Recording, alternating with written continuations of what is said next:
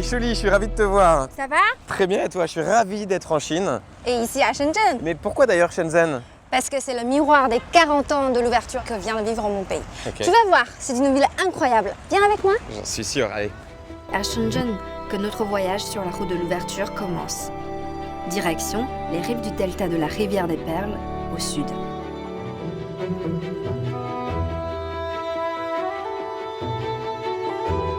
Les buildings s'étalent à perte de vue sur plus de 2000 km². Pour prendre toutes les mesures de cette mégalopole de 12 millions d'habitants, nous montons sur la colline du Lotus.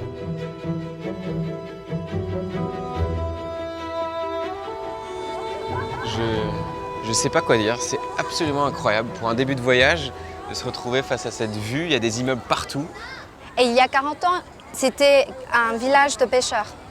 Tu veux dire que ça a été construit en 40 ans? Oui, et tout cela grâce à notre dirigeant à l'époque, en 1978. À ce moment, mon pays traverse une période de grande pauvreté. Toute l'économie est planifiée par l'État et la Chine est isolée du reste du monde. Dans ce contexte, Deng Xiaoping crée ici même une zone économique pour ouvrir la Chine au commerce mondial.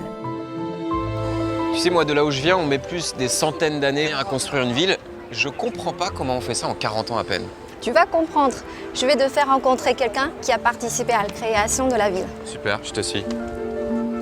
Je veux présenter à Jérémy M. Luo Yunshui.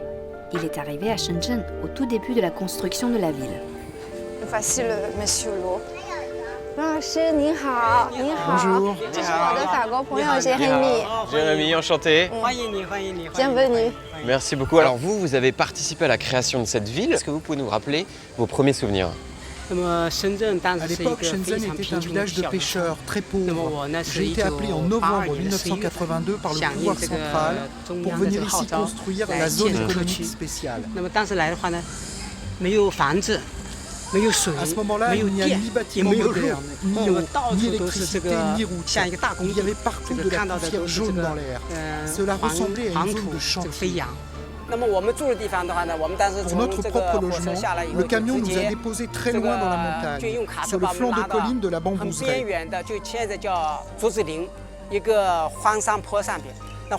Et nous avons construit nous-mêmes nos habitations en paille. Malgré des conditions de vie très difficiles, M. Luo et les 20 000 soldats du génie qui l'accompagnent font sortir de terre les premiers bâtiments.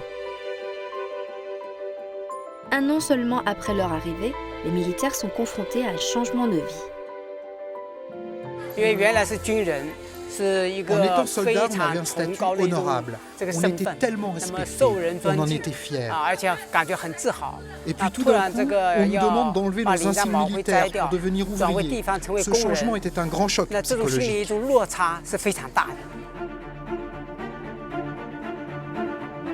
Ce changement de statut est un coup dur pour les ouvriers. Mais les chantiers de Shenzhen restent en ébullition.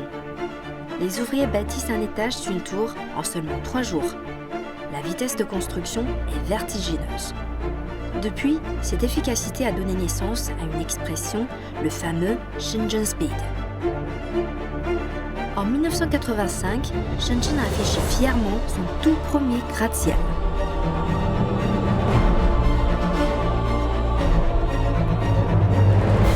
C'est ainsi qu'il y a eu de nombreuses premières fois à Shenzhen, avec par exemple la mise aux enchères des terrains.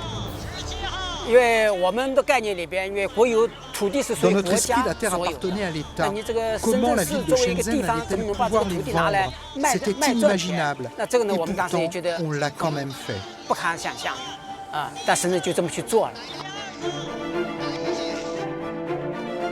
C'est également à Shenzhen que débute l'aventure boursière.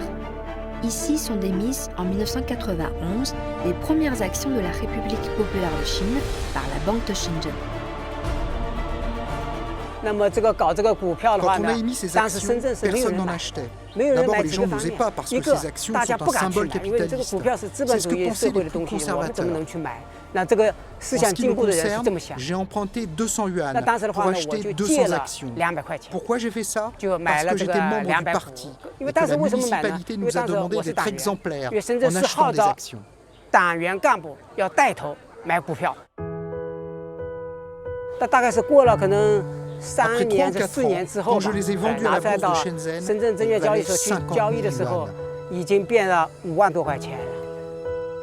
Monsieur Luo n'est finalement jamais reparti de Shenzhen. Il y a trouvé le bonheur et s'est marié et a fondé une famille. Il y habite toujours. 因为我是见证。